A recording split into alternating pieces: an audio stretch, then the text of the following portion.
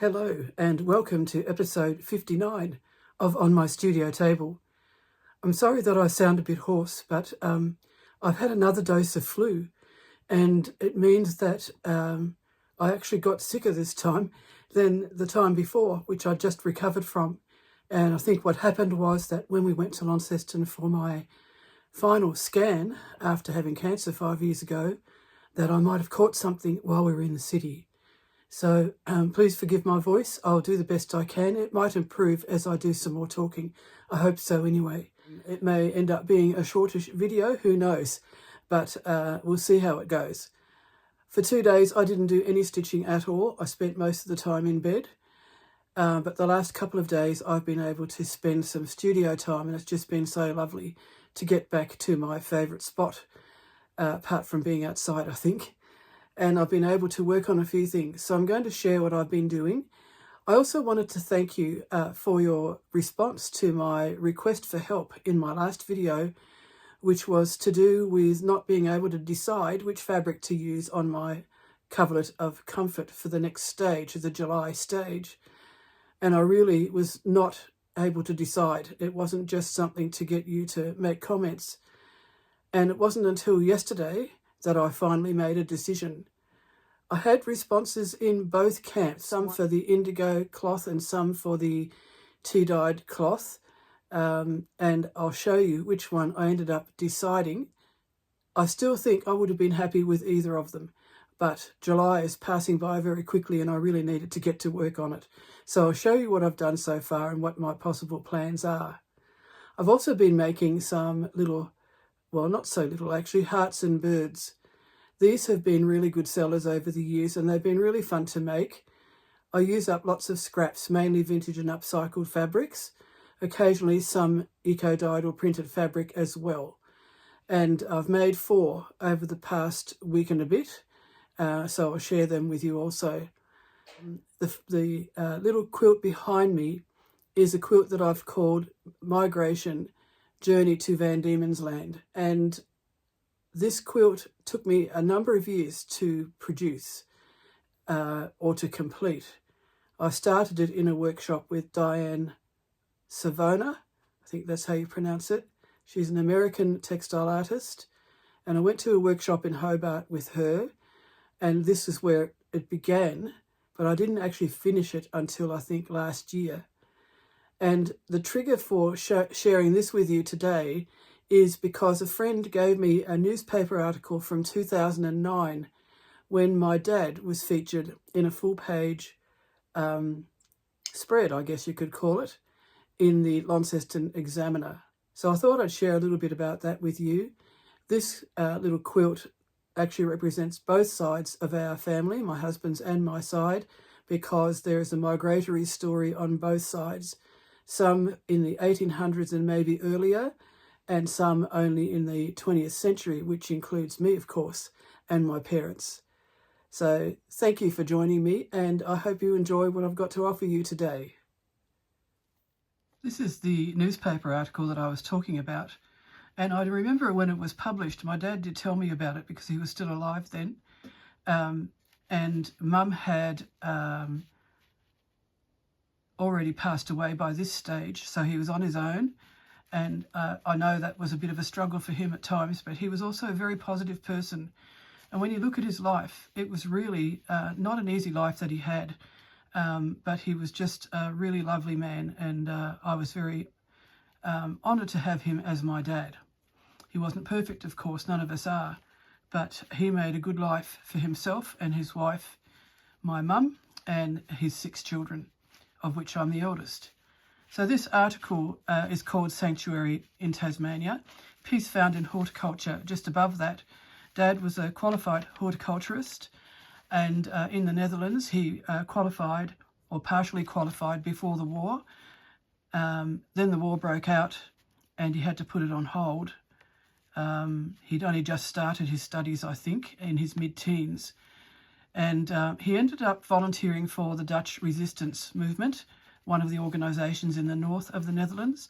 I've done a bit of research on this, and his family was quite involved. His 2 aunts were secretaries in this underground group, and the printer that printed anti-Nazi propaganda was right next door to his grandfather's wine business.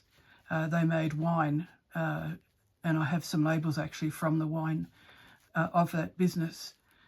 So they were quite deeply involved. Dad was quite young, he was only 16 or 17, so he was a courier. And one of the things they did was they sheltered airmen who crash landed in the Netherlands behind enemy lines, gave them a sanctuary, fed them up and looked after them, and then smuggled them out. And he had a couple of very narrow escapes. He was just this young lad on his bicycle delivering messages, but he had some very narrow escapes. So there are some photos of him as he was growing up. This one shows him with his foster mother. His mother died shortly after he was born. His father wasn't able to look after the children, so they were all farmed out. Well, all the girls were farmed out to family, but the boys were put in an orphanage. So my dad grew up in an orphanage. He never really knew what it was like to have a home. Fortunately, his family, his extended family, tried to keep in touch with him and gave him holidays during school holidays, and when he was working and also when he was in the army later on, he would stay with different aunts and uncles and so on for weekends. So I think they did the best they could in the situation they were in. Of course, the war didn't help matters very much at all either. But one of the things that came out of the war was that Dad got to know my mum. There she is, a lovely photo of her from 1947. She was actually part of the movement to write to the soldiers on the front to encourage them. And so she was writing to a few soldiers in her brother's platoon. His name was John also, and so was my dad, or Jan in Dutch. And her brother said to Dad, you know, you don't seem to have much contact with your family. Would you like my sister to write to you? So he said, yes, that would be lovely. And after they'd written for a little while, corresponded for a little while, he asked her not to write to the other guys. And she stopped writing to them and only wrote to him. Well, as you can guess, what happened next was that once the war was over and he was back in the Netherlands, they got engaged and then they got married and they emigrated to Canada. I was born in Canada, as were all my siblings. And then in the 1960s, we had a visit from my aunt and uncle who had immigrated to Tasmania in Australia. And I remember their visit. It was lovely getting to know them. We didn't have any relatives much in Canada. We had one of Mum's cousins, I think that was it. The rest were all in the Netherlands, apart from this aunt and uncle. And my uncle had a business, quite a good business, and he said, if you ever decide to come to Tasmania, I'll give you a job until you find what you would like.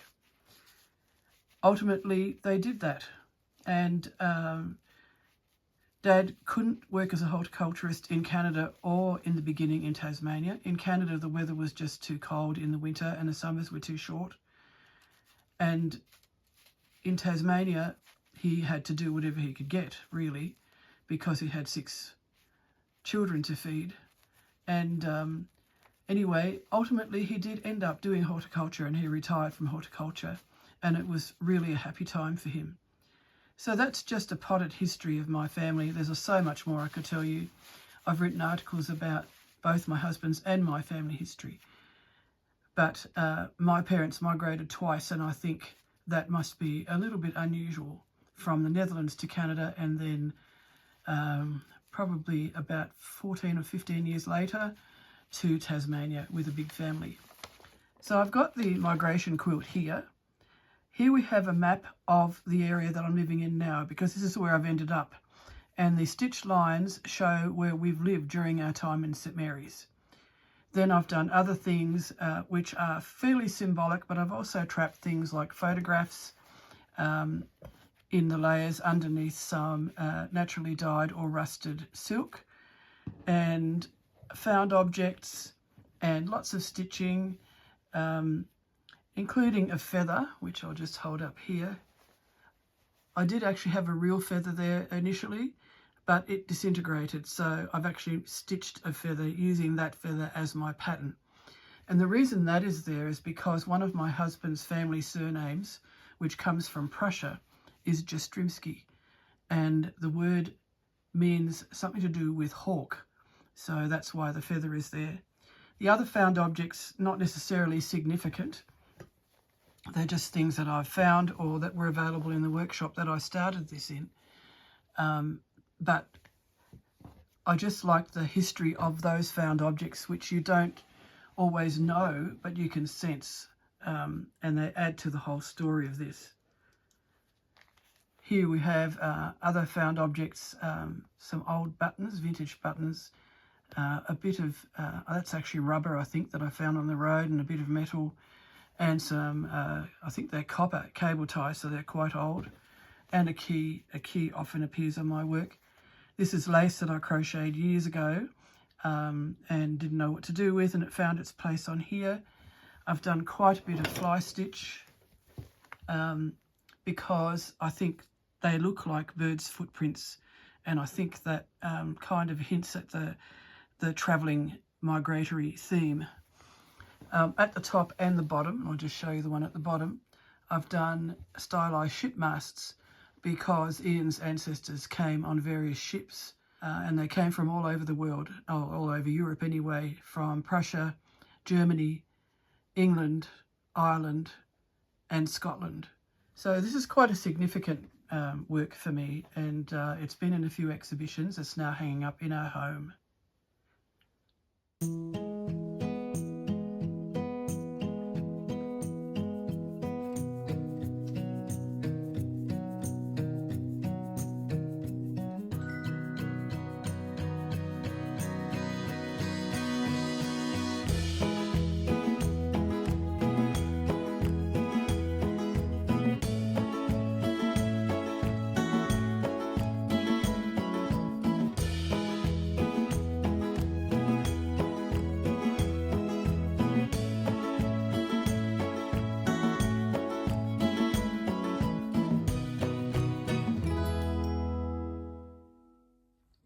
This is what's been keeping me sane in between having to have bed rest and trying to recover from the second dose of flu. I actually started them when I was recovering from the first dose, so I feel like July's just been a bit of a washout for me in some ways, but in other ways I have been able to achieve something which is really rewarding also. And it just puts me in a really good place mentally and emotionally, and probably physically as well, when I'm doing these creative things. So I've made these a little bit different to the ones that I initially showed you in the last video, because every time I do these, there's a new iteration of them, I think. So I've used string for the part that hangs on the doorknob or the cupboard key or whatever it is they hang on. But the other thing I've done on these particular ones is looped and knotted some cord as a decorative element and a slightly 3D element. I also had some circles that I wasn't using that I prepared for the coverlet, and I decided to start using them. So I've started to have a bit of a circle theme as well. This one I just cut out of a piece of naturally dyed wool and embroidered it in situ. And then I found some silver cord, which is for gift wrapping really. That was only quite short, so I just knotted that. There wasn't enough really to do the loops. And after I had laid out all the fabrics and pinned them in, I embroidered them. I also incorporated a bit of lace, and then I added more layers, so strips of cloth, something for the eye, including a button, and some buttons as decoration. So they're the first two I did, which I started showing you last week. They were partially done. Then I went on to do these ones, and these also have the knotted and looped feature, but this time I used string because I didn't have any more of the cord, and I think that looks quite good too. So they've been a lot of fun to do. This one I've also incorporated a key. A lot of my other ones had keys on them too, but I'm getting a bit low on them, so I'll have to start looking for some again.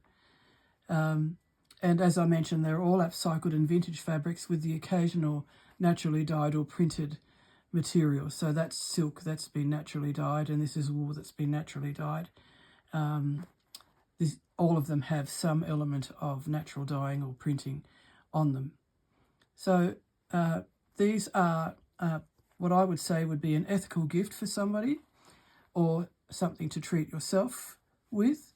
They have wool filling also. They're completely biodegradable except for the buttons. And not much I can do about that, unfortunately, but at least these are recycled buttons. They're not new buttons. And I've used wool, silk, cotton and linen, I think, in these. The stitching has been really enjoyable, and that's when I really get into a lovely state of mind when I'm working on them. And these are going to be, or they actually are, listed for sale at gonerustic.com. If you go into the art and decor section, you'll see tattered birds and hearts, and I'll just keep putting them up as I finish them. I do have another one that I'm working on. I'll just get it out and show you. So this is the one that I've pinned ready to start embroidering, and then I'll keep adding layers until I'm happy with it. But it's interesting, isn't it, to see the difference before and after. So that's quite flat, sort of two-dimensional. And then once you start adding the layers and, you know, stitch the back on and fill it, it really is interesting what a difference it makes in how the whole thing looks. You wouldn't think, looking at this, that you end up with something as complex as that. The other thing that I've done is I've got some labels that I've been putting on the back. So this is a new thing. A lot of these sorts of small things I wasn't really labelling, and I felt that I really needed to do that. So I ordered some labels that say Gone Rustic and Rita Summers, and I've just hand stitched them on. They're made of cloth. The ones that I put on my clothing are very similar. They say Gone Rustic, and then underneath they say Altered Couture, because I make them out of other clothes, fabrics and so on, and sometimes keep the clothes as they are and just eco print on them. So that means that everything gets a label.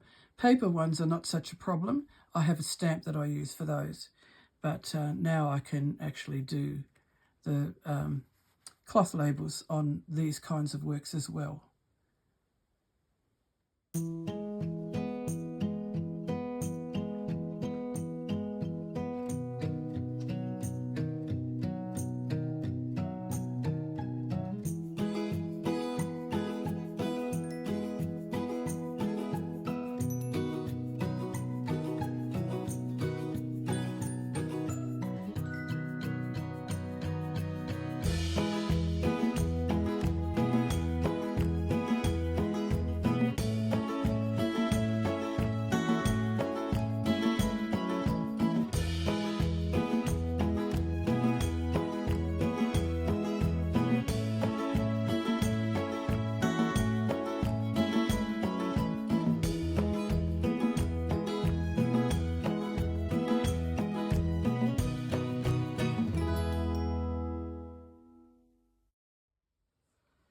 In my last video, I told you that I had a dilemma and I couldn't decide which of these fabrics to use for the next stage of my coverlet of comfort with Kathryn Chambers of K3N Cloth Tales. I finally made a decision yesterday, as I mentioned, and you'll see when I lift this away which one I chose. So, as I said, either one would have worked, but I am very happy now with the choice that I made. I've started to attach the 9 patches. Just turn it around the other way. But before I did that, I added a backing or a foundation fabric, and I invisibly basted it. I'm not sure if you can see the invisible base, just some here. I did all around the edge, and then I went across in various places as well. And this was a bit of old sheet, very nice, soft bit of cotton. And I've started to attach the 9 patches and making them kind of tumble down. And I'll just unfold it so you can see the rest. They all had foundation papers in them, and I've taken them all out, and there are a lot of them. I'll just get them. So this is only some of them. And I've kept them because I thought maybe I'll use them again. I'm not really sure. Anyway, we'll see. And yes, I really am happy with how this is going. And as I'm sewing these down, I'm thinking about the other stitching that I'm going to do to hold the layers together and also to embellish it. and to help it be in keeping with the rest of the coverlet. So I've just got a little bit more basting to do here, and then I'm done with attaching the 9 patches. And then I'm going to arrange my little squares that I've done. I'm going to show you those in case you haven't seen them before. So these are the little ones that I've done, which I think I will scatter down this as well. Maybe not using all of them, I don't know, but we'll cross that bridge when we come to it. I just enjoy letting this evolve and seeing what happens. It's like the cloth speaks to you and tells you what it needs, and I really like that. And you know, I don't think you get this so much with machine stitching. I do like machine stitching, and I have done a lot of machine stitching in the past, including free motion, quilting and so on. But I think with hand stitching, you have more time to actually think about where you're going with your project, and it becomes like an extension of your subconscious. That's what it feels like to me anyway. And I'm not denigrating machine stitching at all. I'm just saying that for me, it just seems like I've got more time to think things through and really understand where this wants to go. We try to impose our will on a lot of things. Same with things like gardening and all sorts of things in life. But sometimes, once we let go, things actually turn out better than if we try to control them all the time. That doesn't mean that we should just be fatalistic and just allow anything to happen as it wishes to, because some things you wouldn't want necessarily to happen. And we have little choice sometimes anyway in those things. But I think we can go the other way too and try to have too much control. And I think we limit ourselves when we do that. I'll just take that pin out so it's not in the way.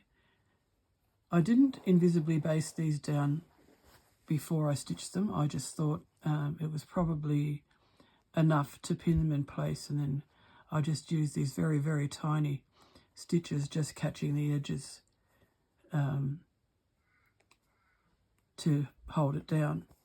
And then once I'm ready to do the embellishing, I can be sure that they're all in place exactly where I think they should be.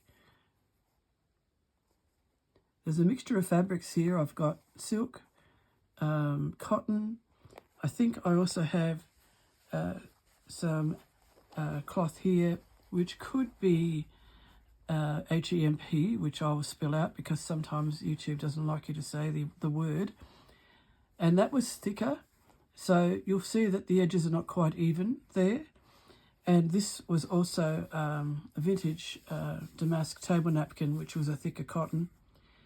And also I didn't quite get the joins even or the edges even. But once I start the embroidery and so on, I don't think that's going to be a problem. I also think I might do some couching. I'll just move this and I'll show you what I mean. In the very first section of the coverlet, we did some couching, and I've also added couching in other parts of the quilt. So I think that I will probably use some of this t-shirt yarn, which is naturally dyed, on this new section as well. Maybe trailing down across, you know, from top to bottom, across the 9-patch blocks.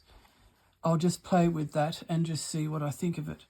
But yes, I just wanted to keep that continuity going with the couching here and other parts of the coverlet. I'll try to do a fair bit of work on this over the next week, depending on my health, of course, and then hopefully I'll have more of an idea to show you in the next video.